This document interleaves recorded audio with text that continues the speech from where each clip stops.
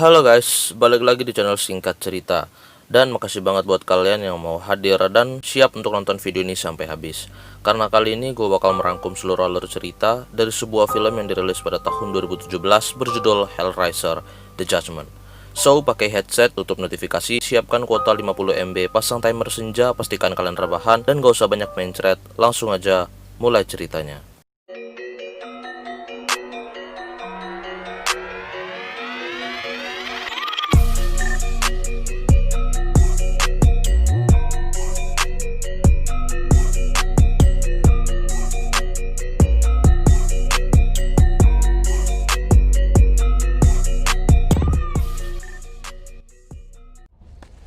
Kisah diawali dengan adegan seorang pria yang mendapatkan sebuah surat di depan rumahnya. Pria itu bernama Watkins, dan di sana Watkins mendapatkan pesan yang berisikan sebuah alamat untuk didatanginya malam itu.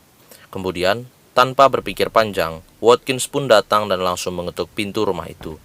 Seketika, pintu rumah itu pun terbuka dan seorang pria menyambutnya dengan sangat ramah. Ditambah lagi, adegan tersebut diiringi dengan sebuah lagu piano rusak khas-khas psikopat.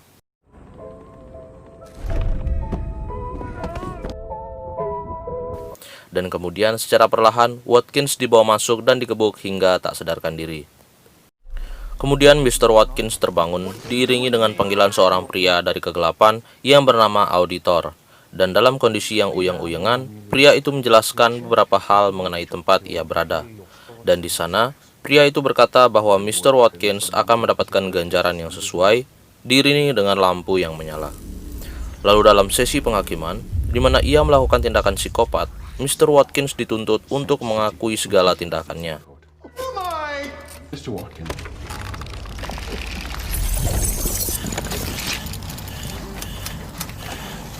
The time, and I will spend the playground before. I couldn't help myself on here. Long.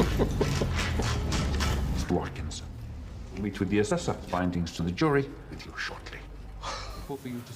Setelah auditor selesai mencatat segala kesalahan dari Mr. Watkins, ia pun pergi menyampaikan hal itu kepada asesor. Seorang pria gemuk dengan pakaian lusuh bernama asesor pun datang ke sana. Di sana, ia sudah siap dengan sebuah piring makan dan setumpuk kertas yang tadinya berisi hasil wawancara antara auditor dengan Mr. Watkins. Dengan sangat anggunnya, sang asesor langsung memakan kertas itu dengan campuran air mata anak kecil yang ia nikmati sepenuh hatinya.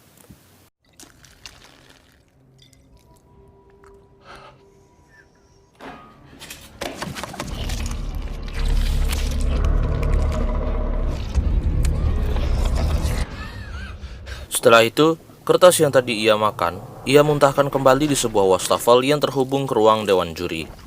Di ruangan tersebut, isi perutnya ditaruh dalam sebuah pipa panjang yang kemudian diraba oleh tangan para juri.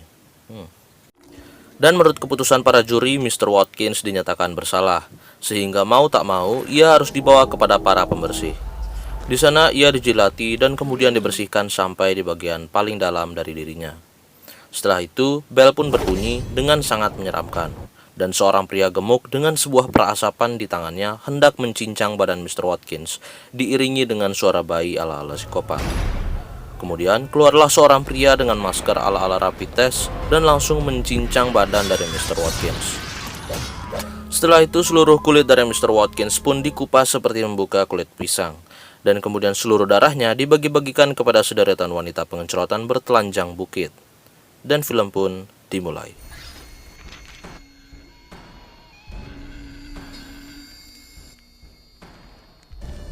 Cerita berpindah kepada seorang perempuan pencabulan yang baru pulang dari klub malam. Di apartemennya, wanita itu dibuat bingung karena seluruh ruangan dalam kondisi gelap. Suasana semakin mencekam ketika ia melihat hiasan lilin yang ada di depannya. Pada awalnya ia mengira bahwa ini semua adalah perbuatan pacarnya. Sehingga wanita pencabulan ini langsung membuka sedikit pakaiannya dan mengajak kekasihnya untuk melakukan perkebunan malam. Namun sayangnya, sang kekasih tidak merespon sama sekali. Ditambah lagi, anjing miliknya tidak memberikan sambutan, sehingga ia menyalakan flashlight-nya dan menyinari seluruh ruangan.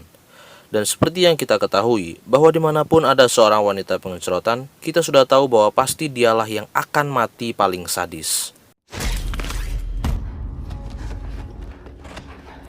Beberapa jam kemudian, 3 orang detektif yaitu Kristen, Sean, dan David pun datang ke sana, dan di sana wanita pencabulan itu sudah tidur dalam posisi terlentang dan rapi dengan sebuah tulisan di sebelah kanannya. Lalu mereka secara tidak sengaja melihat perut dari wanita itu menandakan adanya kehidupan, dan secara tiba-tiba seekor anjing keluar dari perutnya, yang mana anjing itu sendiri merupakan lambang dari bayi milik wanita pencabulan itu. Keesokan harinya mereka berkumpul di ruang kerja.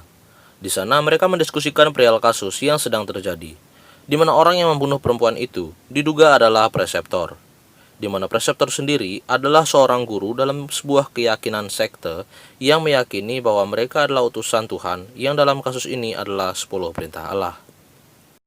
Pagi pun tiba, dan mereka datang ke sebuah tempat taman bermain anak-anak berdasarkan laporan dari polisi atas terjadinya sebuah kasus terbaru, di mana di sana mereka mendapati sekumpulan tangan yang dibuat melingkar dengan beberapa toples berisikan darah di tengahnya.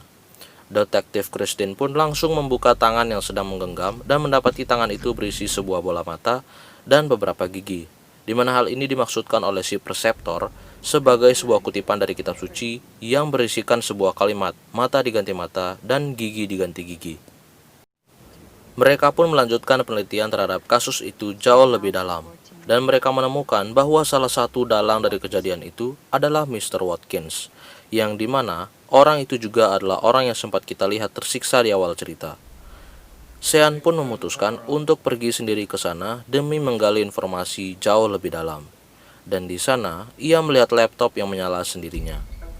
Karena rasa penasaran, ia pun langsung mengecek histori penjelajahan terakhir dari Mr. Watkins, dan justru ia diarahkan kepada sebuah alamat yang terakhir kali dikunjungi oleh Mr. Watkins. Tanpa berpikir panjang, Sean pun langsung muncul di tempat itu dan mengetuk pintu itu. Namun hal yang sama pun terjadi pada Sean, di mana secara tiba-tiba not piano rusak menghipnotisnya hingga tak sadarkan diri.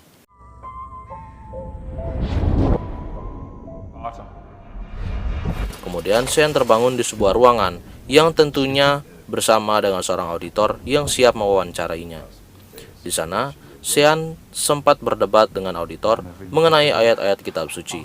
Namun, Sean masih bisa melawannya, sehingga sang auditor secepatnya menggiring Sean kepada asesor. Namun ketika asesor datang dan mulai memakan kertas milik Sean, ia justru memuntahkan semuanya, serta telah bercampur dengan banyak darah. Ini menandakan bahwa hal buruk sedang terjadi, dan tentunya ada sesuatu yang menyeramkan dalam hidup Sean. Bahkan semua juri yang menilai pun ikut memuntahkan darah ketika mereka mengecek isi perut dari sang asesor.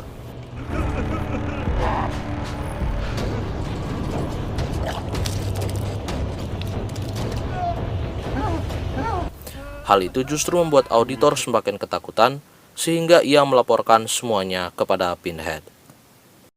Tetapi sayangnya, di saat yang bersamaan, bel dari surga pun berbunyi, dan di sana datanglah malaikat Jophiel turun tangan untuk memberitahu mereka bahwa Sean tidak bersalah, dan justru menyarankan untuk membebaskannya. Auditor pun tercengang ketika ia mengetahui bahwa Sean sudah kabur ke bumi dengan kotak teleportasi. Auditor pun memikirkan cara bersama dengan Pinhead untuk membawa Sean kembali ke neraka. It's of my body. Let's go after him. Need to go after him. Sean pun kembali dari sana dan mengajak saudaranya yaitu David untuk menggeledah rumah kosong itu dan mencari jejak ataupun sebuah petunjuk tentang apa yang sebelumnya dialami oleh Sean. Namun mereka tidak menemukan apapun. Bahkan, ruangan yang sebelumnya ditempati oleh Sean tidak ada dalam rumah itu, sehingga Sean memutuskan untuk kembali pulang. Dan ketika tertidur, Sean mendapat teror dalam mimpinya dari para penghuni neraka atau yang bisa kita sebut saja sebagai Cenobites. Hal itu dilakukan oleh para Cenobites karena Sean telah mencuri portal berharga milik neraka, yang dimana Sean harus menerima hukuman dari neraka berupa sensasi kesakitan dan teror. Untung saja ia terbangun karena disadarkan oleh istrinya.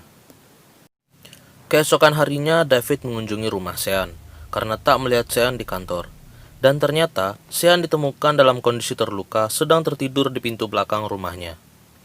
Sean pun terbangun dan mengajak David untuk masuk ke dalam rumahnya.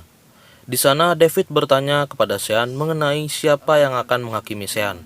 Sean pun menjawab bahwa ia hanya bisa dihakimi oleh Tuhan, karena hanya Tuhan yang berhak mengadili orang yang baik dan orang yang buruk. Setelah itu, David melihat sebuah buku yang berjudul The Tale of Two Cities, yang di dalamnya terdapat dua buah kalimat yang sama seperti yang dikatakan oleh David. Kemudian scene berganti kepada Christine dan David yang sedang berdiskusi di ruang kerja mereka. David berkata bahwa ia sempat melihat dua buah kalimat di sebuah buku di rumah Sean yang sama seperti yang dikatakan oleh preseptor si pembunuh.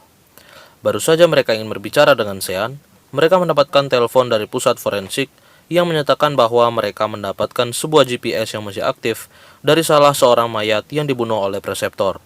Sehingga Sean dan Christine langsung menuju ke TKP tempat di mana mayat itu diotopsi. Di sana mereka mendapatkan sebuah lokasi yang ternyata adalah sebuah gedung bekas yang tak terpakai. Mereka pun akhirnya mengecek tempat tersebut. Di dalam perjalanan, Christine bertanya kepada Sean, mengapa Sean tetap kukuh menjalankan tugas ini. Dan Sean berkata bahwa semuanya tinggal satu langkah lagi, dan ini semua akan berakhir. Sehingga mau tak mau, ia harus menjalankan misinya. Singkat cerita, mereka pun sampai di tempat pembunuhan, di mana itu merupakan markas dari preseptor. Di sana mereka menjelajahi lokasi sekitar dan melihat 10 target yang telah dibantai habis, mulai dari yang muda sampai yang tua. Semuanya terpampang jelas.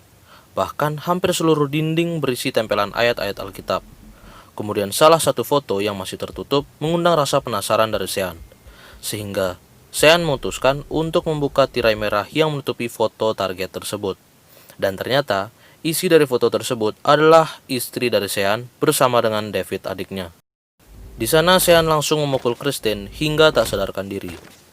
Di tempat kerja, David mengetahui kejanggalan yang terjadi pada Sean, sehingga ia memutuskan untuk mencari Sean ke tempat korban yang sebelumnya diketahui. Di sana, David menjelaskan semua kecurigaannya terhadap Sean, karena ayat-ayat yang dikatakan oleh Sean ternyata adalah ayat-ayat yang dimiliki oleh preseptor. Lebih parahnya lagi, istri Sean datang di sana dan secara tidak langsung melihat foto dirinya dengan David yang sedang melakukan adegan buang. Sebelum Sean membuli mereka, terlebih dahulu Sean mengatakan bahwa ini adalah sebuah bentuk cinta kasih dari Tuhan. Karena hal itu, si Sean langsung menyuruh mereka berdua untuk membuka kotak penghubung dimensi dan menerima hukumannya. Hukuman yang dimaksud di sini adalah sebuah teror dari para Cenobites yang menjaga neraka sebagai akibat dari Sean yang telah membuka kotak tersebut tanpa seizin para Cenobites, sehingga pintu neraka pun terbuka dan membawa mereka ke dimensi lain. Seketika Pinhead muncul dalam ruangan itu. Sean mengetahui bahwa dirinya telah diincar, langsung menawarkan Ellison istrinya dan David adiknya untuk dijadikan pengganti Sean. Dan di sana Pinhead mengatakan bahwa mereka bertiga tetap akan dihukum semuanya karena telah membuka kotak itu. Namun, dikarenakan faksi neraka masih membutuhkan mereka bertiga, para Cenobites masih mempertahankan nyawa mereka dan tidak ingin mereka mati secepat itu. Secara tiba-tiba bel surga berbunyi dan Jophiel pun masuk ke dalam ruangan. Jophiel berkata kepada Sean bahwa Sean adalah salah satu bagian dari rencana surga untuk menanamkan ketakutan kepada orang berdosa, sehingga Jophiel menyarankan agar Pinhead melepaskan Sean. Tetapi tanpa disadari, Pinhead telah merencanakan sesuatu yang buruk kepada Sean, sehingga begitu Sean terbebas dari ruang dan dimensi neraka, Christina menembaknya hingga tewas saat itu juga. Send him back. With pleasure.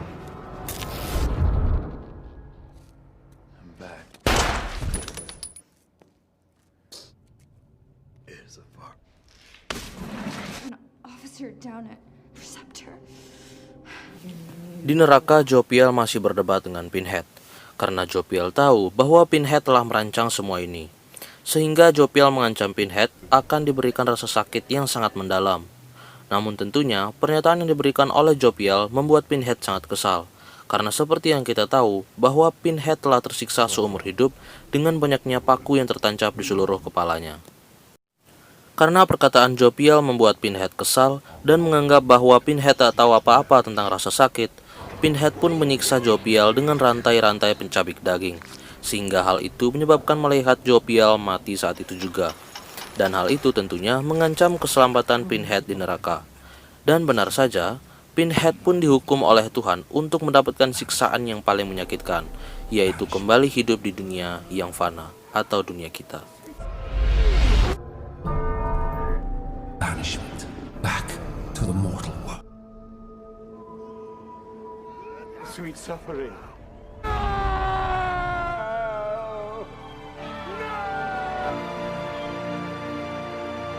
Di akhir cerita, kita bisa melihat dua orang misionaris yang datang ke sebuah rumah tua yang tentunya adalah undangan dari Cenobites. Dan kemudian, dua orang itu masuk ke dalam rumah dengan diiringi suara bel rusak yang sangat khas dengan suasana horor. Guten Morgen. Dürfen wir reinkommen? Dan ditambah lagi, scene ditutup dengan adegan auditor yang tersenyum dengan sangat jahat. Tamat. Di film ini kita bisa mengambil kesimpulan bahwa hidup itu sejatinya memang sulit dan kita harus rajin berdoa kepada Tuhan. Ditambah lagi, kita bisa mengetahui pula bahwa semua film yang mengandung unsur neraka pasti sadis-sadis. Terima kasih untuk kalian yang sudah menonton videonya sampai habis. Sekian dulu dari gua, mohon maaf bila ada kesalahan. Dan kalau ada dari kalian yang ingin merequest film horor yang sangat gore, atau ada beberapa pertanyaan mengenai film ini, silahkan komen di bawah. Jangan lupa untuk subscribe, like, komen, dan share, serta nyalakan juga notifikasinya, karena dengan begitu kalian gak bakalan kelewatan video yang akan gua upload. Please stay tuned, don't forget to happy see you on the next video. Terima kasih.